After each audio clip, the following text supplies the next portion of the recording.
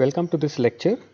This lecture will cover what is called the transportation lemma, and it will also expose us to the first concrete application of the transportation method to prove a familiar concentration inequality, which we have shown using other methods, which is the McDiarmid inequality for functions with bounded differences.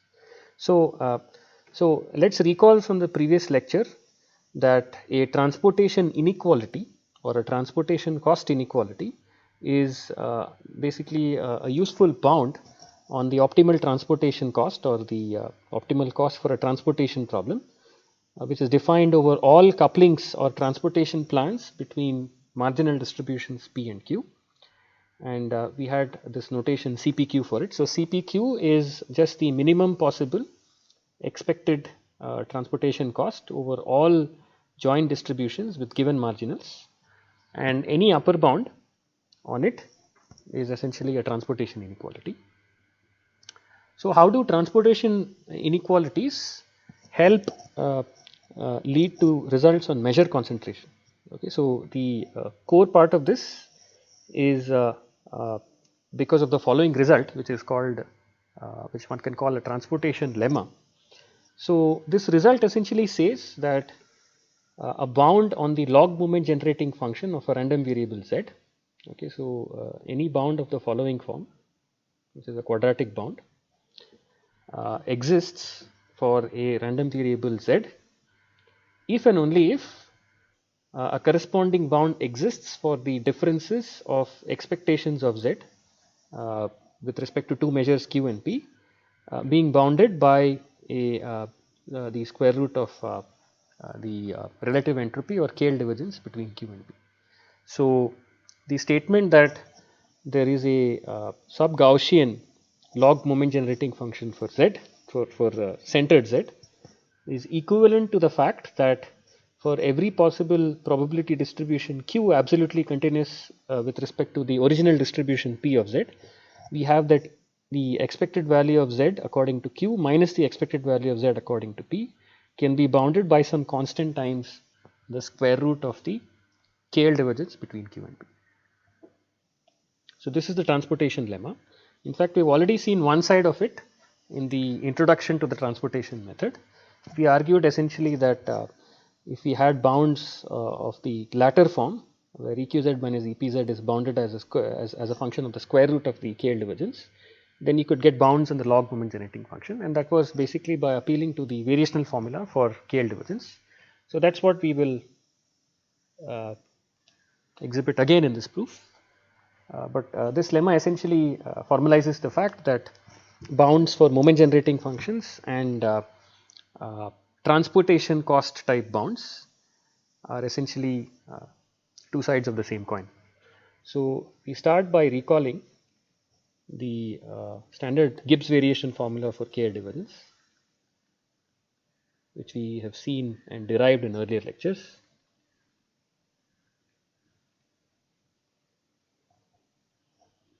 It states that the log moment generating function of a centered random variable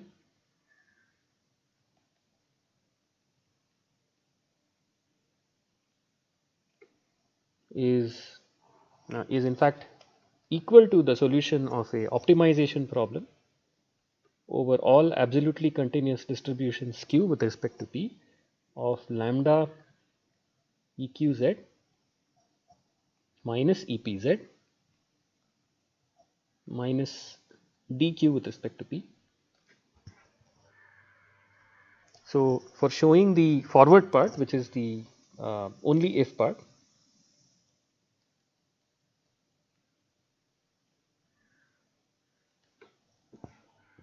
or the necessity part.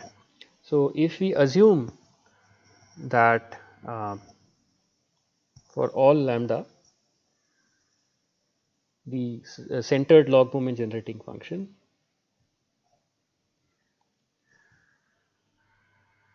right. So by the way, we will refer to the log moment generating function of z minus ez under p as this psi function.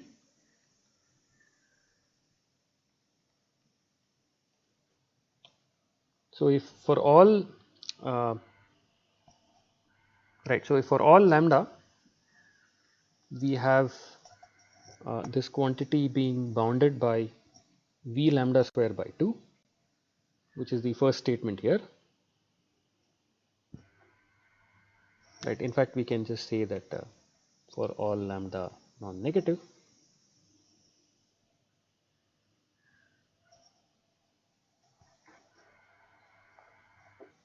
then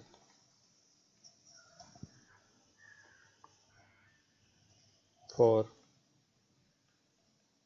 q absolutely continuous with respect to p, we can use the Gibbs variational formula to give us that dqp is greater than equal to. So we just so since the log moment generating function is the supremum of this, we can always apply this for any q less than absolutely continuous with respect to p, and we will only get a quantity that is lower than the log moment generating function, and we can rearrange terms algebraically to get that dqp is at least lambda times eqz minus epz minus v lambda square by 2, okay, which is an upper bound on the log moment generating function. And we can just treat this right hand side as a function of lambda. So if we just maximize the right hand side of this expression, in fact we can just maximize this over over lambda gives to give dqp greater than equal to eqz minus epz the whole square by 2v.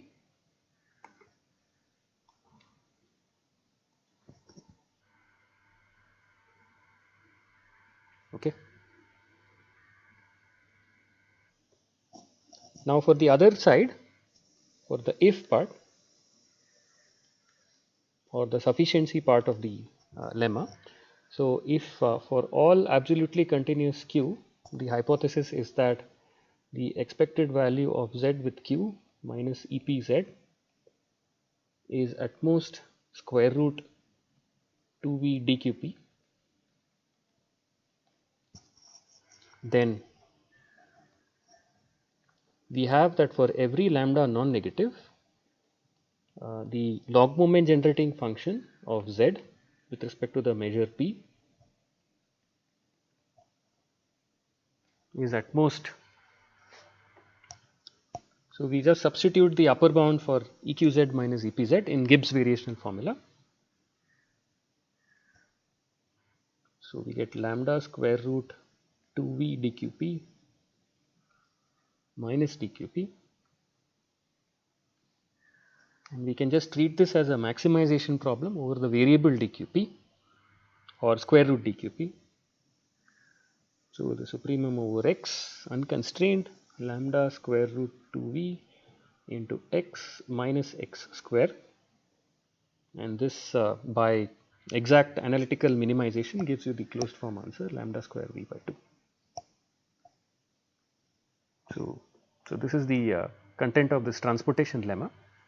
In fact, this lemma is little more general than what we wrote than what we just wrote. So we'll just make a remark here that the lemma extends to any nice enough function g. So essentially we need g to be convex and with the smooth derivatives as follows. You can check this in the textbook for the more general version. So for all lambda non-negative, if we have the log moment generating function of z minus ez being bounded by g of lambda, some function g of lambda, this is equivalent to the statement that for all absolutely continuous q, epz minus eqz is bounded above by the dual function g star, the Legendre dual of g, its inverse applied to dqp. And so this the specific lemma we wrote above is just a special case of the more general result when the g function is the quadratic function.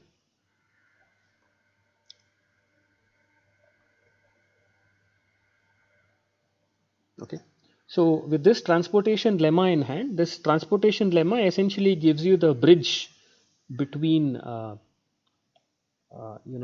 transportation type inequalities like these and log moment generating functions of random variables, from which we already know there is a route to go to showing tail concentration using the standard Chernoff technique.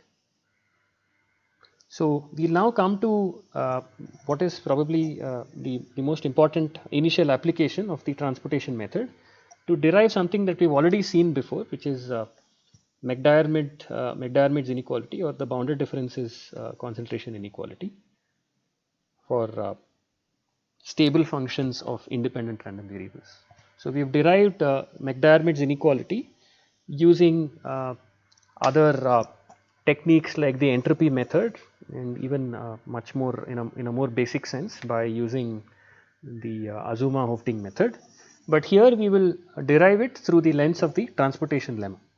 So we'll assume the same hypothesis as McDiarmid's inequality, which is that there is a function f defined on n variables which satisfies the bounded difference property with a set of constants, one per dimension, C1 through Cn.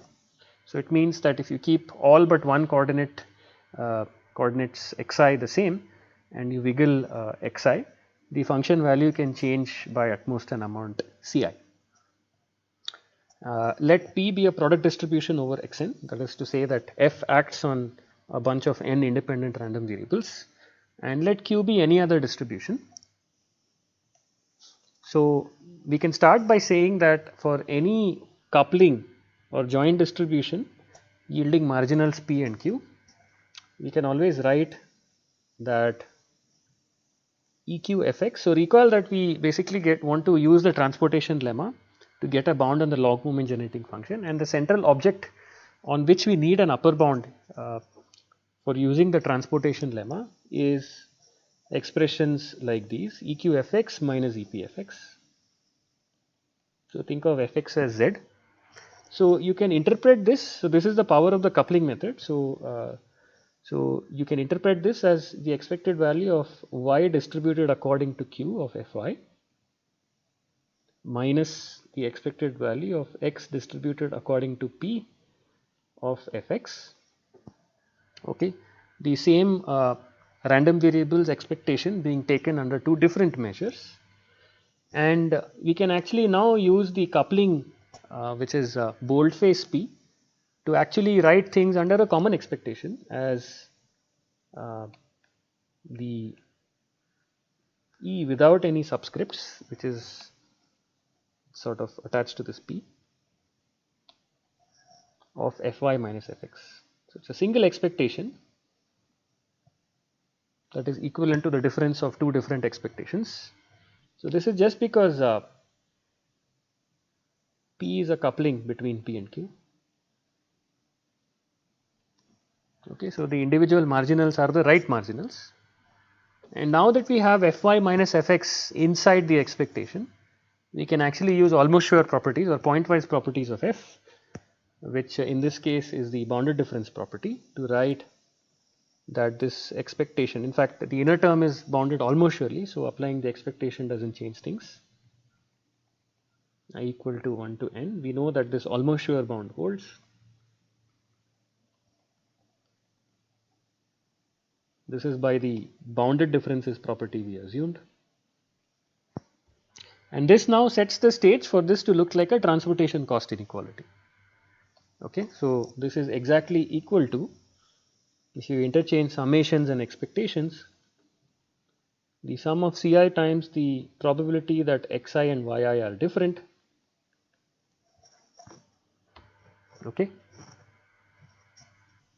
and we can further upper bound this by using something like Cauchy-Schwarz.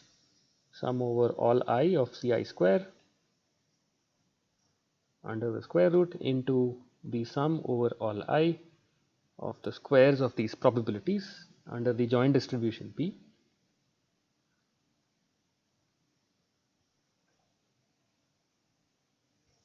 Okay, this is let's say by using Cauchy-Schwarz.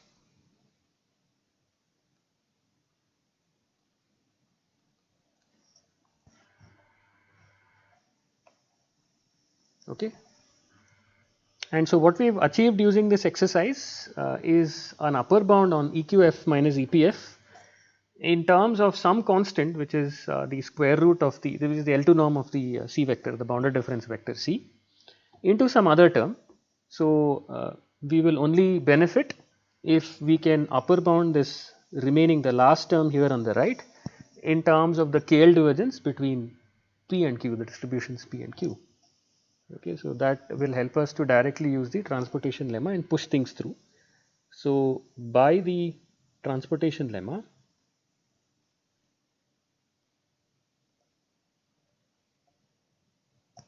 it stands to reason that it is enough to show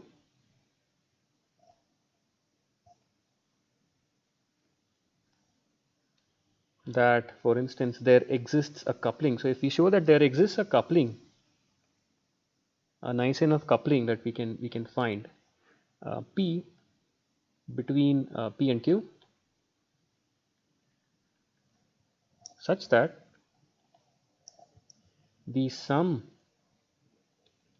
over all I of the probability that xi not equal to yi whole square is, let's say, at most some multiple of the KL divergence dqp divided by 2. Okay, so it is enough to show this kind of property to get. So using the transportation lemma, we can just push this through to get the log moment generating function of z at lambda being bounded by I equal to 1 to n Ci square into lambda square by 8 for all lambda non-negative, which in turn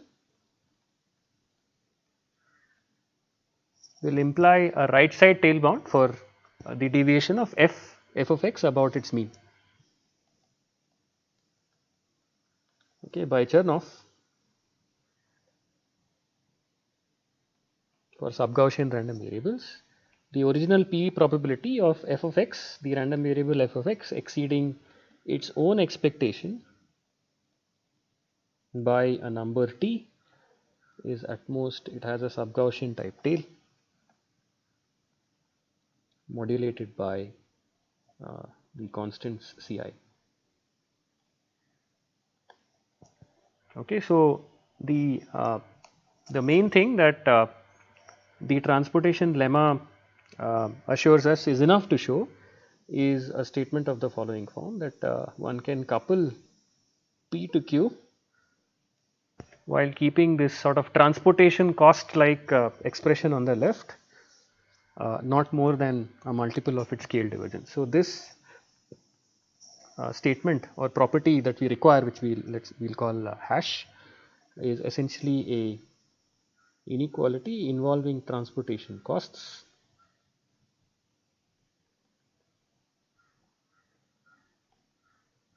because for each I probability, we have already seen that for each specific I, the probability that xi is not equal to yi is actually an expected transportation cost, where the cost structure is given by the indicator that xi not equal to yi for every individual tuple xi and y.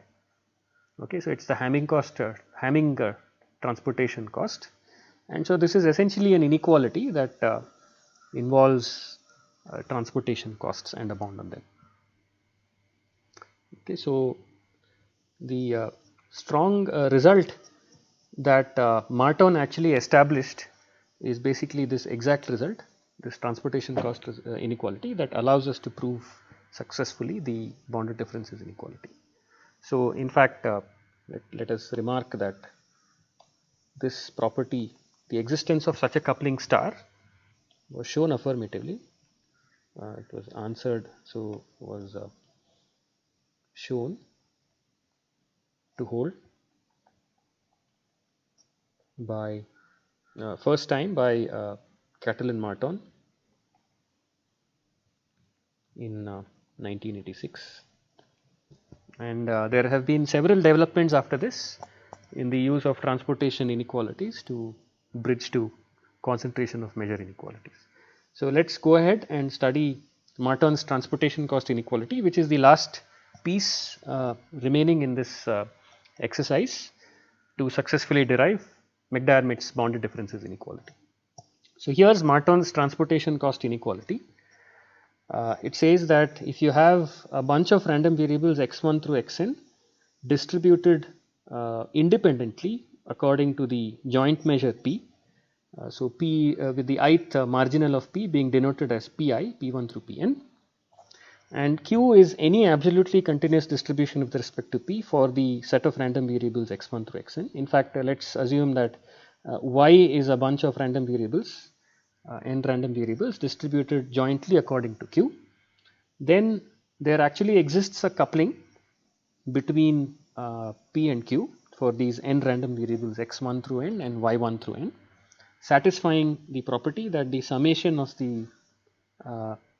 the disagreement probability squared over all I between xi and yi is at most half times the KL divergence between q and p.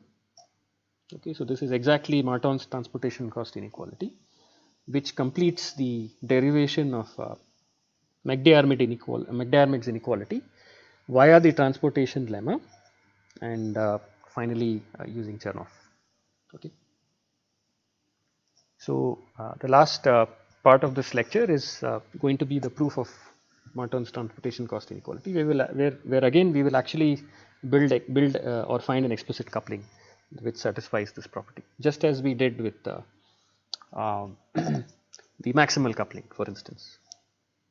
So let's go ahead and do the proof of Marton's transportation inequality. The proof is going to be by induction over the number of elements n, over the number of random variables to be coupled. So for the base case, this is itself an interesting problem. It's the n equal to 1 case, and we already know by the maximal coupling lemma that there exists one nice maximal coupling which can couple x1 through y1, p x1 not equal to y1 equal to dtvpq.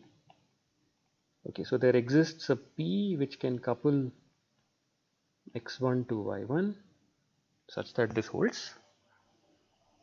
And so all that is required to show is that the square of this quantity, which is the total variation distance p, yeah, so p1 and q1 I will say.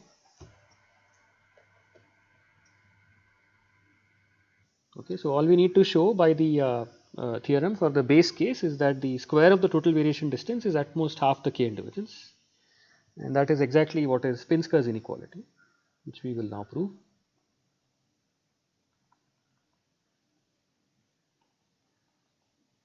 So the base case for Marton's transportation cost inequality is Pinsker's inequality. So it is a generalization of Pinsker's inequality. So which simply says that for any q absolutely continuous with respect to p, the total variation between p and q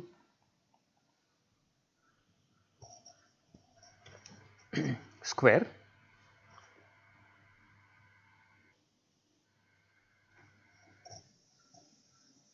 is at most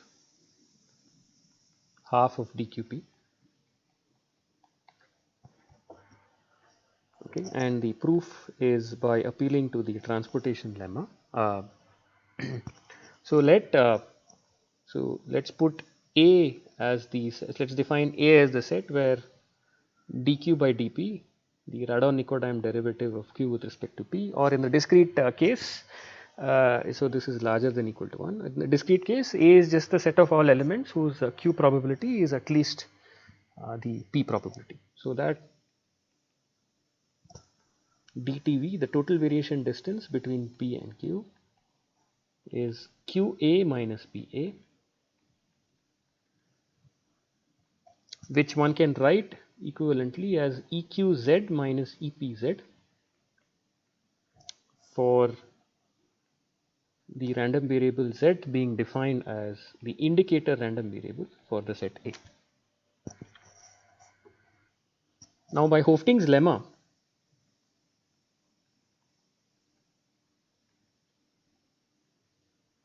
for the bounded random variable Z, which takes values only between 0 and 1, we have that the log moment generating function of Z, if we center it, is at most, it's a sub-Gaussian log moment generating function. Okay, lambda square by 8 is a bound for it. And so using the transportation lemma,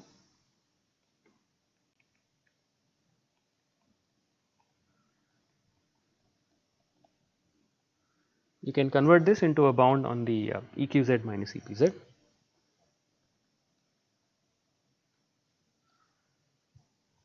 So this by the way holds for all lambda. So it follows that EQZ minus EPZ must be at most half DQP. Okay, and that finishes the lemma because EQZ minus EPZ is exactly the total variation distance between P and Q. Okay, so the base case is done, which is the familiar Pinsker inequality that relates that helps us control total variation distance in terms of the Keil divergence. Now, for the induction step,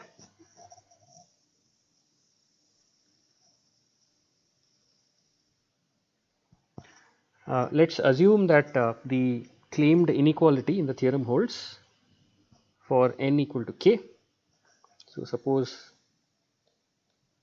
the inequality in the theorem, let's call it, so we already called it star. So, suppose that the statement star holds, the conclusion of the theorem holds for a collection of k random variables x1 through k and y1 through k. That means there is a coupling that gives you the desired property. So, we will just extend that coupling. We will extend the coupling between x k. So, x superscript k will be used to denote x1 through xk, the collection of variables, random variables x1 through xk, and y1 through yk to get so we will extend this coupling between these random variables to a larger collection x up to k plus 1 and y up to k plus 1 to get star to hold again for the larger correction. Okay, so for n equal to, precisely for n equal to k plus 1. So, the key to doing this extension of the existing coupling is as follows. So, let us first couple the last part. So, build a coupling. So, let us build a grand coupling of the k plus 1 collection of random variables, x from 1 to k plus 1 and y from 1 to k plus 1 as follows. So, first for any fixed y, so for any fixed configuration of the first k y's, so the first k y's, let us denote them as y, small y1 up to small yk or small y superscript k. Let us define pyk. So, p subscript yk, you should read this as bold p given the configuration small yk, small y superscript k, as a coupling. So, let this pyk denote a coupling that couples the k plus first marginal of x, which is pk plus 1, with the k plus first joint distribution of k plus first conditional distribution of yk plus 1 given the previous yk's. So, denote this as q, the distribution, the q distribution of the k plus first y given that the previous ky's have been observed to have configuration small yk. Okay, so let this be a maximal coupling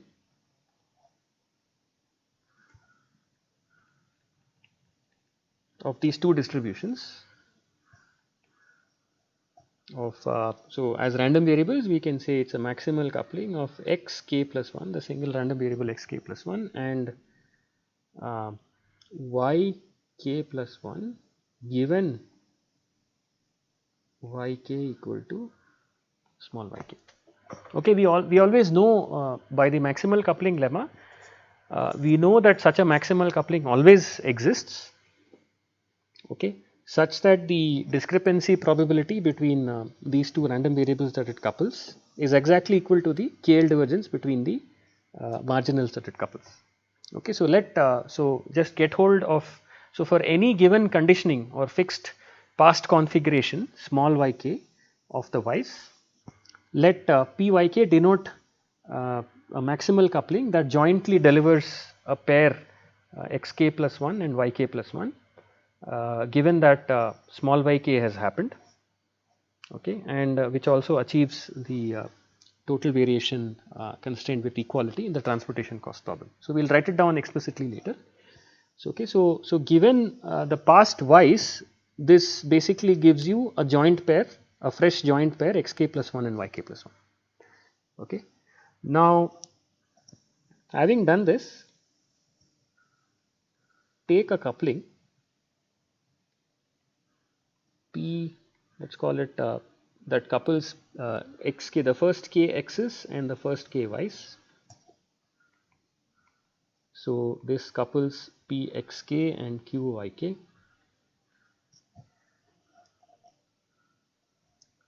That is guaranteed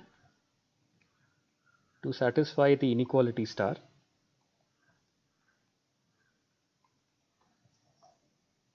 For n equal to k. We know that this is guaranteed to exist by the induction hypothesis.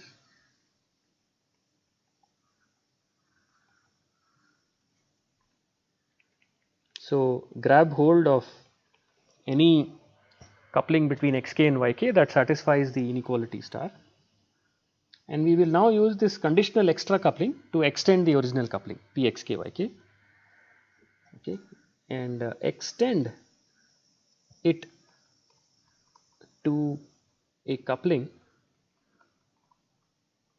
let us call the new coupling pxk plus 1 yk plus 1, coupling these two sequences with one extra element each,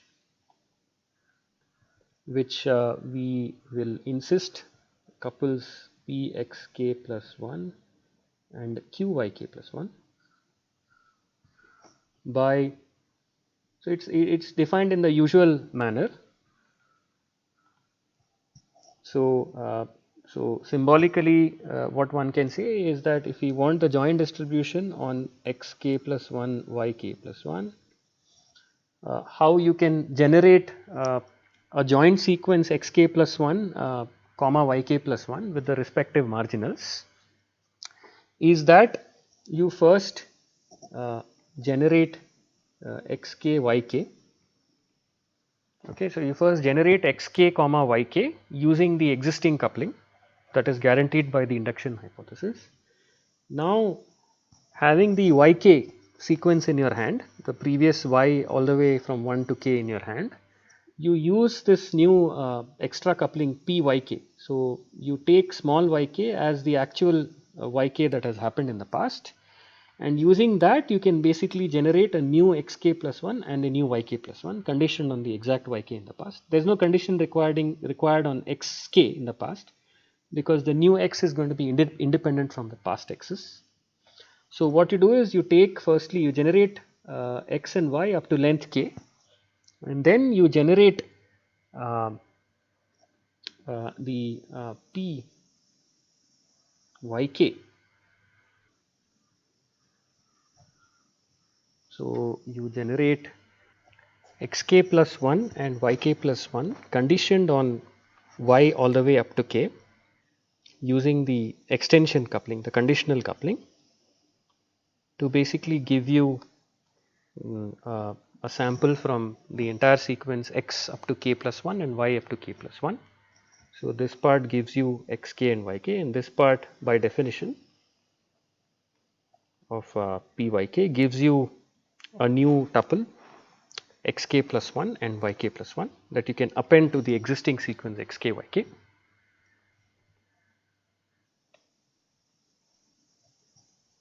So, now what we can write is that by the maximal coupling property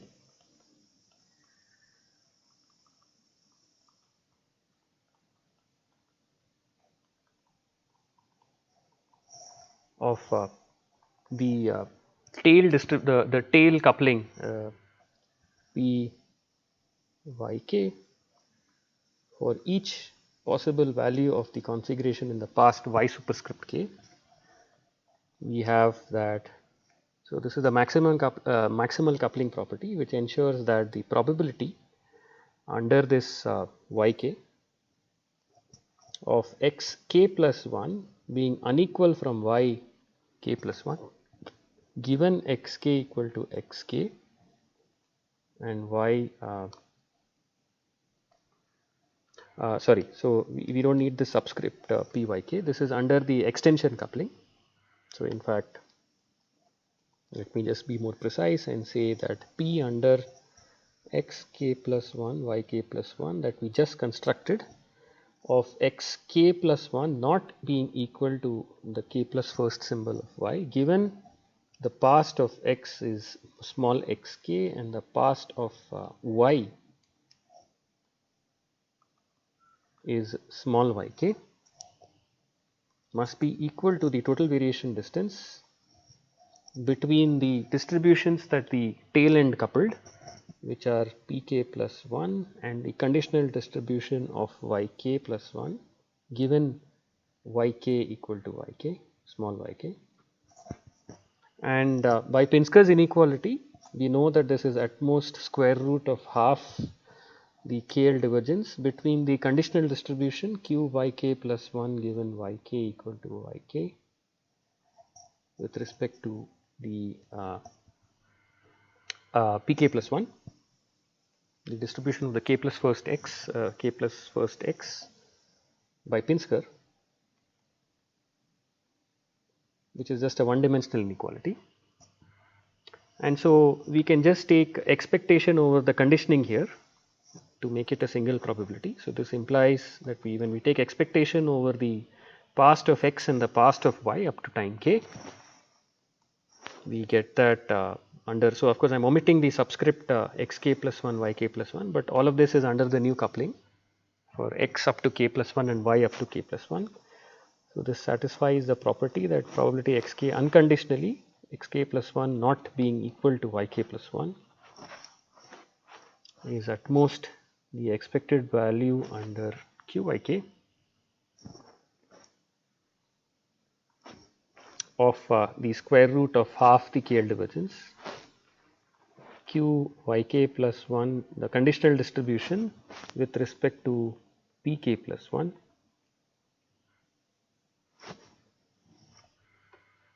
and this by Jensen's inequality for the concave square root function is bounded by the square root of half the expected value of the divergence of the conditional divergence.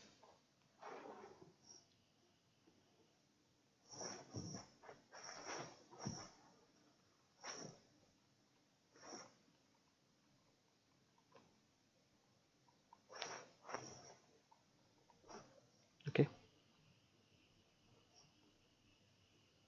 right. So, this is by Jensen's inequality. So, finally, what we have is that the statement star for n equal to k plus 1, its left hand side is simply the sum over all I going from I to k, 1 to k plus 1 of the probability squared that xi not equal to yi. So you can split this into the sum from 1 to k and then the k plus first term.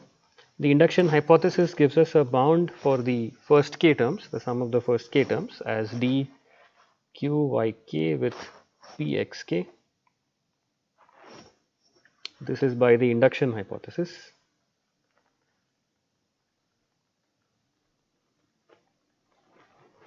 Plus the additional term, the last square term at position k plus 1.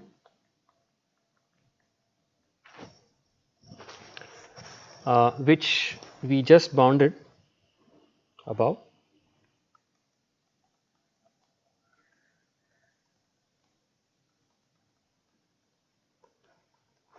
As half by half the KL divergence between q yk plus 1 with respect to pk plus 1 conditioned on qyk. It's the expected KL divergence which we've just written under this notation. So it's the conditional KL divergence of qyk plus 1 given the entire past of y with respect to pk plus 1 and then averaged out across the past qyk. And this precisely by the chain rule of KL divergence equals what we want, which is d between q y up to k plus 1 and p up to of x up to k plus 1. So this is by the chain rule for KL divergence, which you have seen earlier.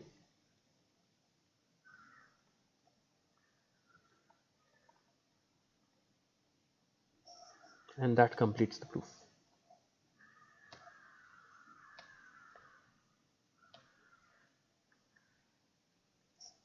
So this was Neck-Diarmid's inequality or the bounded difference inequality derived using a very different method, which is via the transportation lemma. Thank you.